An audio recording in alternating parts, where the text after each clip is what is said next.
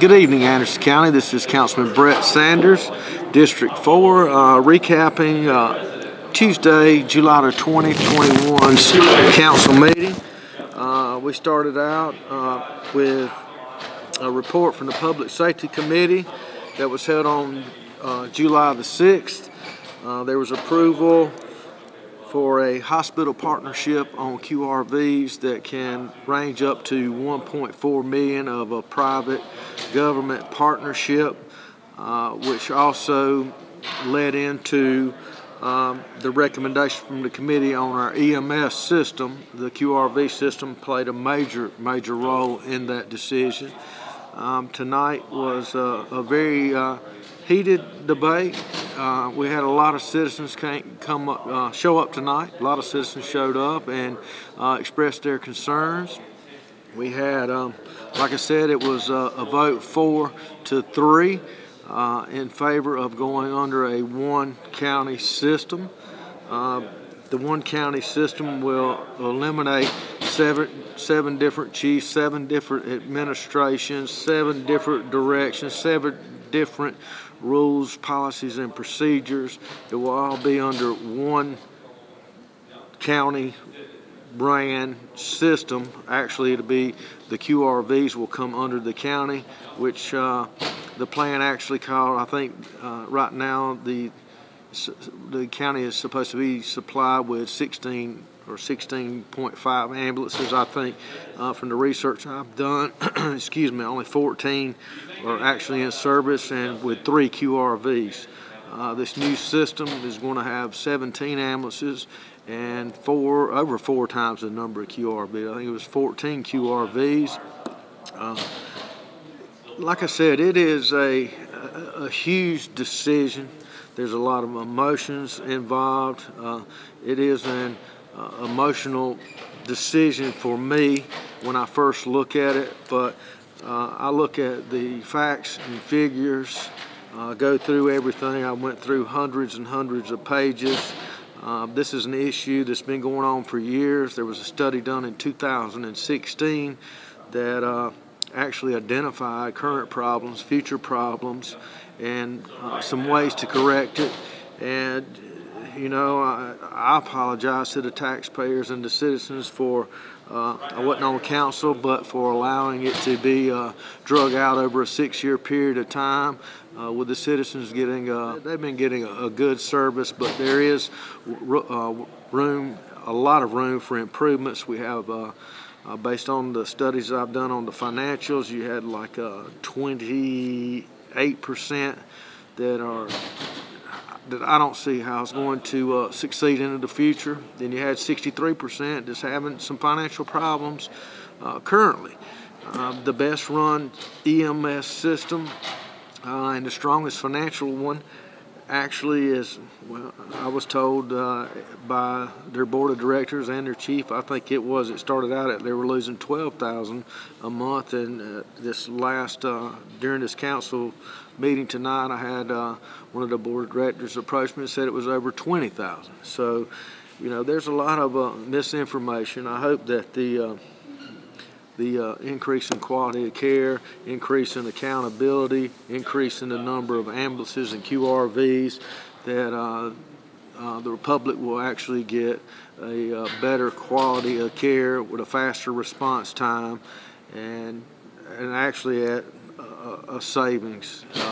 You know, that's yet to be seen, but my thing is, if we can increase the number of ambulances, increase QRVs, that will increase the quality of care, and that's first and foremost for the citizens of my district and for Anderson County. Enough on that. The second thing we had a report from the Public Planning Works Committee, which the Honorable Cindy Wilson chairs.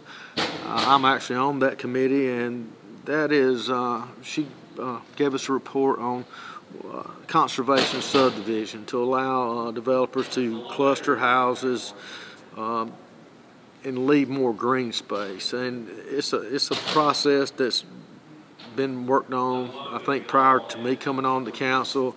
Hopefully by the next meeting we'll have an ordinance in place that we can start tweaking and bring something before council to actually vote on.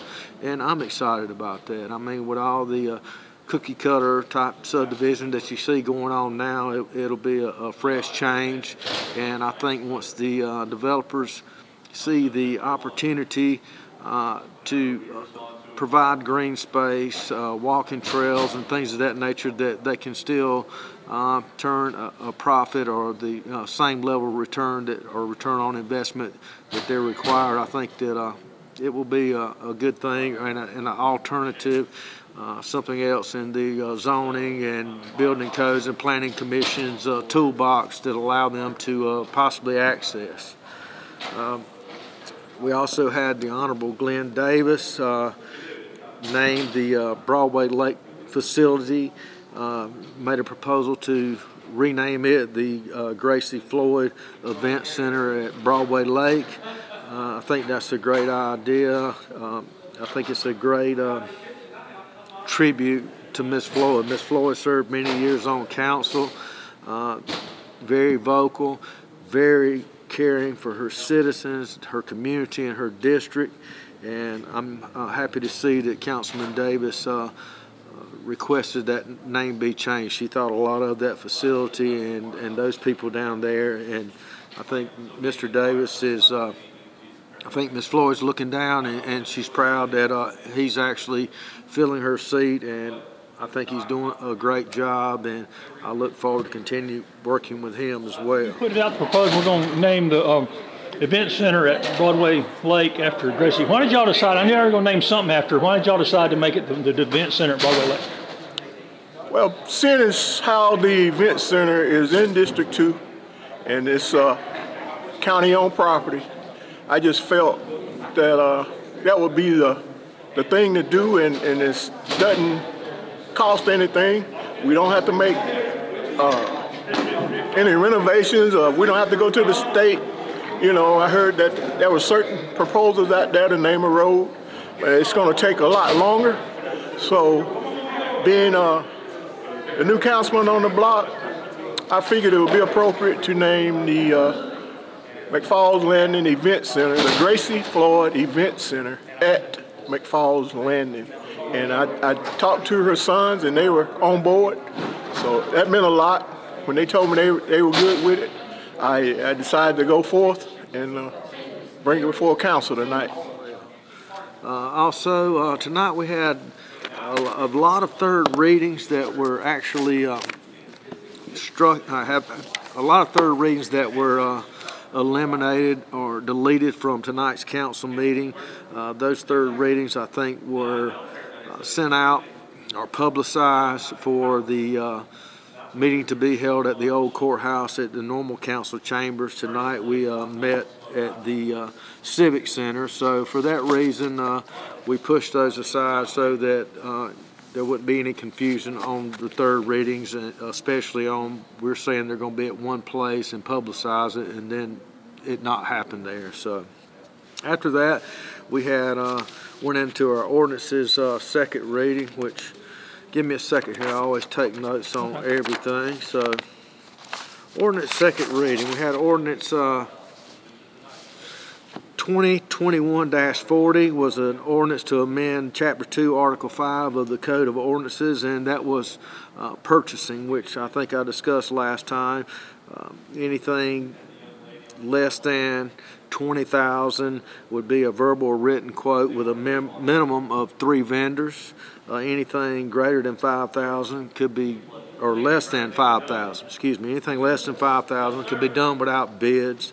It actually is trying to clean up the bid process. Not really, I say clean up, but expedite it. I mean, you have certain things, and I know a lot of people hear me say it a lot of times, things in government move slow, a little too slow sometimes for my comfort, but if you have an air condition go out, you know, you have to have a request for proposal. That has to be written up. It has to be sent out. You have to have bids. It has to come back before council or go before a committee. They have to choose the winner of the bid, then bring it to council to vote on it. So by the time, you know, you get around to approving that bid for the air condition, it's wintertime and you don't need it. So I think this will allow a lot more of a expeditious type system. So that was second reading. We had ordinance 2021-42, 2021-42, and that was an ordinance authorizing a fee in lieu agreement between Anderson County and a project called Project Amelia. That is actually some additions to a current company here in Anderson. It's a $13 million investment. Also, second reading, we had ordinance 2021-43, authorizing a fee in lieu agreement between Anderson County and Project Limestone, which that is a $31 million investment on speculative or spec buildings. Actually, tonight I think I heard it was 800,000 square feet. Also, ordinance 2021-44 was a fee in lieu agreement between Anderson County and Project Flay, which is an ag manufacturing company that's coming to Anderson. It's going to provide 41 jobs at an average pay of $20.66 per hour with benefits and a $29.6 million investment. Ordinance second reading 2021-45 was an agreement for the development of a joint county and business park of Anderson and Greenville to enlarge the park to add Fatessa, I believe was the name, in Simpsonville, and that's actually one of the reciprocal relationships we have with Greenville County, where Anderson County would get 1% of those property taxes. Ordinance first reading tonight, we had an ordinance authorizing a fee in lieu agreement between Anderson County and Project Polly, which is a $17.9 million investment at a 6% tax rate, $29.19 per hour, an annual payroll of $44 million and 76 new jobs created. Ordinance first reading was 2021-47 was an ordinance to enlarge the industrial park of Anderson County and Greenville on Project Stella, which is similar to one of the projects I just mentioned earlier, or same procedures. We also had an ordinance authorizing the sale of Anderson County-owned sewer capacity to the town of Williamston, which I think was, we had actually had extra capacity that we weren't utilizing. Williamston has experienced some growth, some subdivisions coming in there, and the county was actually able to sell some of that capacity back to Williamston at a cost that didn't cost the county anything, but actually was allowing Williamston to progress and move forward. I'm excited to see the county working with our municipalities in the town of Williamston. Their mayor was here, a couple of council members, their new fire chief, to express their thanks, and I'm happy that we were able to accommodate them. 2021-49 was a authorization of a fee in lieu agreement and a special resource credit between Anderson County and Robert Bosch Corporation, and that's another expansion. I think $195 million annual payroll that I think I heard Mr. Burris say was $54 million a year, 125 new jobs. So I'm glad to see Bosch expanding and offering career opportunities for Anderson County residents. 2021-50 was a fee in lieu agreement between Anderson County and a project called The Company. It's a 5-year extension over a minimum investment requirement, creating, between Anderson County and The Company, authorizing a 5-year extension on all investments over a minimum investment requirement, creating joint county industrial and business park relationships with Greenville County. It's a $29 million project, 25 jobs at $20.07 per hour. Resolutions tonight. We had a resolution approving C funds, which is funds from the state requested from the Anderson County Transportation Committee for paving on certain Anderson County maintained roads. I think it was Raymond Road, Pine Road, Bagwell Glen Subdivision, West Ridge North Subdivision, and Oaklawn Heights to name a few. There was also a resolution tonight, Resolution 034, authorizing a fee and lieu agreement between Anderson County and Project Polly, which I think I discussed earlier. We also went into executive session to get some advice on a couple of legal issues. Once we done that, we had bid approval on the Dolly Cooper Park fuel tank installation, which went to MECO of Greenville for $108,000, I think it was. It's a 5,000-gallon dual compartment tank that I'm glad to see for Councilman Davis and some of my upper areas that it was done that way. The Sheriff's Department can keep deputies in that area longer without having to come all the way back to Anderson for refueling. So it will create a larger presence of deputies up in the northern part of the county. We also accepted a road in Walker's Point subdivision. The road met all county standards and specs, and that was brought in. And we had an appointment for Brad Swilling for District 6 on the Zoning Board of Appeals. And after that, that was, I think, pretty much it tonight. We had some requests by council, normal stuff, and we ended with council remarks and into the council meeting. So thank you everyone for watching, and please come out and support your county and ask questions and get involved. Thank you.